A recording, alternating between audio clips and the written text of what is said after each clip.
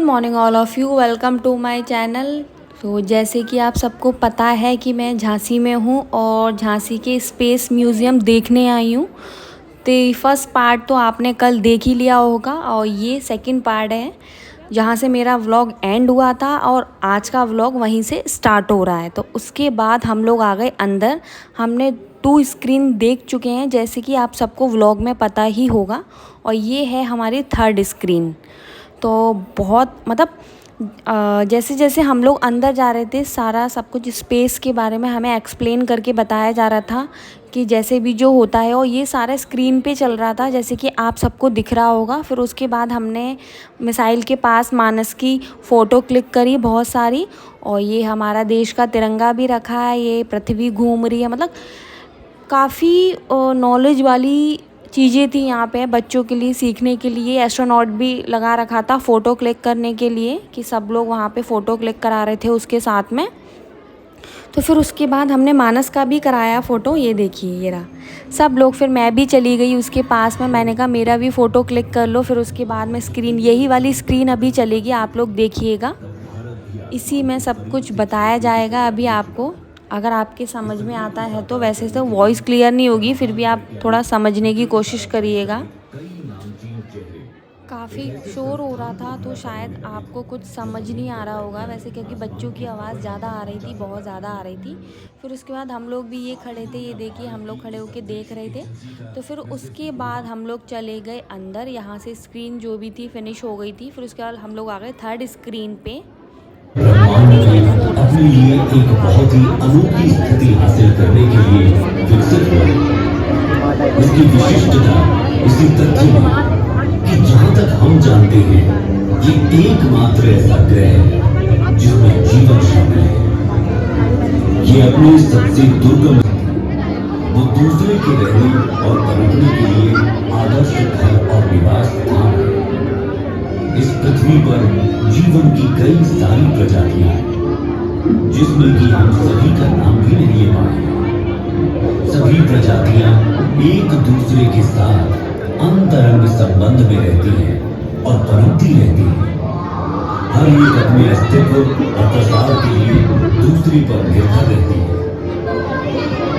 अरबों वर्षों में हमारी पृथ्वी विस्तार करते रहने वाले ब्रह्मांड में लड़खड़ाते हुए उस पर संपूर्ण जीवन के लिए एक जीवंत अंतरिक्ष यान बन गई है। इस अंतरिक्ष यान के 2/3 हिस्से पानी में ढके हुए थे और इसी ने इस ग्रह को उसका नीला रंग दिया।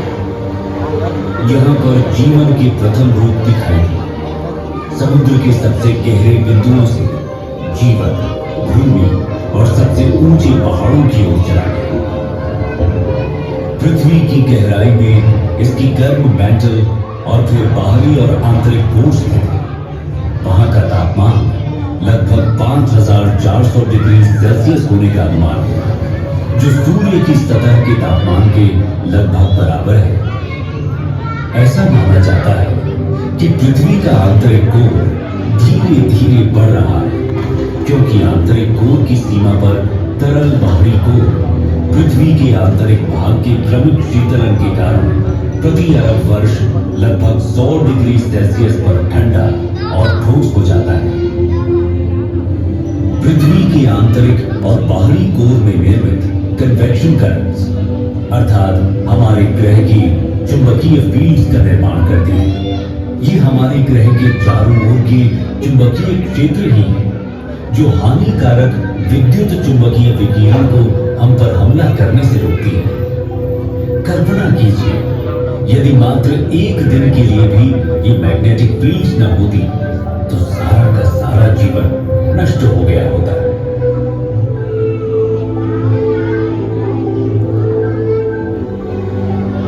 महासागरीय धाराएं समुद्री जल की निरंतर निर्देशित गति है जो उस पर कार्य करने वाली वॉइस क्लियर आ रही हो, क्योंकि हमें उस टाइम पर तो आ रही थी, काफ़ी रश था तो शोर भी था आसपास। तो बहुत अच्छी अच्छी बातें बताई जा रही थी, बट पता नहीं आपको समझ आ रहा है कि नहीं आ रहा है। स्क्रीन पे सब कुछ बताया जा रहा था। और ये सब लोग देख के एंजॉय कर रहे हैं। बहुत बड़ी स्क्रीन चल रही थी तो इतना अच्छा लग रहा था, बहुत ज़्यादा अच्छा लग रहा था। ऐसा लग रहा था कि सब कुछ रियल ही चल रहा है। तो हमें यहाँ आकर तो बहुत अच्छा लगा। मानस को लगा यहाँ कोई झूले वूले होंगे, तो इसलिए मानस को फिर उसने अब झूले नहीं देखे तो मानस हो गया अपसेट। और ये सब सारा हमारा जो भी है सब कुछ बताया जा रहा है कैसे क्या है।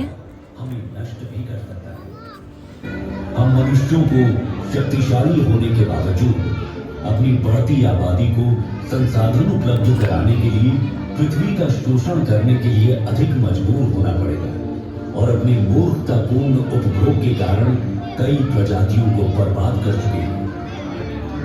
पृथ्वी ने हमें पहले से ही चेतावनियां देना शुरू कर दिया है। प्रमुख जलवायु परिवर्तन, ध्रुवीय टोपी का पिघलना, जो कि हमारे मीठे या ताजे पानी का सबसे बड़ा भंडार है, न केवल उसके भंडार को बर्बाद करता है बल्कि पृथ्वी की ऊपरी तह को भी विकृत करता है, जिसके फिर दूरगामी परिणाम होते हैं।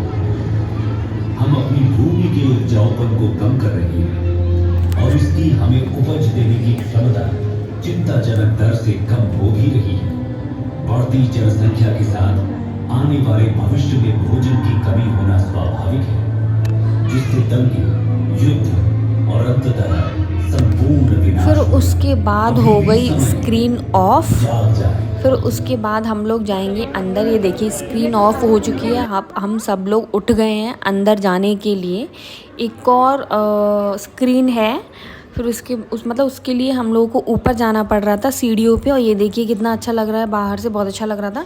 एक थिएटर की तरह था, मतलब थिएटर में बाकायदा सीटें थी, उस पर बिठाया गया और मतलब बताया गया। तो आओ आपको झांसी के बारे में बताते हैं कुछ अच्छी अच्छी बातें। और इसमें सब कुछ पूरी डिटेल्स के साथ बताया गया है। आप प्लीज़ प्रॉपर ध्यान से सुनिएगा, आपको बहुत अच्छी तरीके से समझ आने वाला है। और ये हमारी चेयर हमें मिल गई है।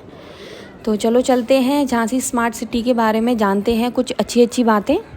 सो यहाँ से स्टार्ट है, ये अभी स्टार्ट है झांसी स्मार्ट सिटी के बारे में जो भी सब कुछ बताया जा रहा है। ब्रह्मांड की मतलब सब ब्रह्मांड के बारे में, ब्रह्मांड की यात्रा होगी। सो वो आगे के नेक्स्ट व्लॉग में मैं कंटिन्यू करूँगी। तो इसी के साथ मेरा आज का व्लॉग यहीं एंड हो रहा है। सो बाय बाय। चालता और विभिन्न खंडों से होकर अपनी यात्रा के बाद जैसे ही हम खुद को अंतरिक्ष केंद्र की इस अद्भुत डोम गैलरी में पाते हैं, आइए हम अपने ब्रह्मांड के सबसे दूर तक की यात्रा पर चलें। आइए ब्रह्मांड के परिप्रेक्ष्य में हम स्वयं अपने आप को जरा देखें कि हम कहां खड़े हैं, हम क्या हैं।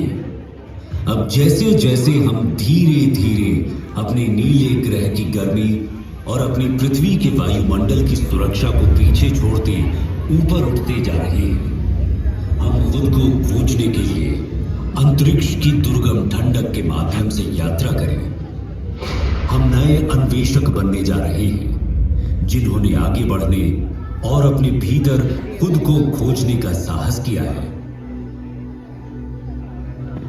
अब हम ये यात्रा शुरू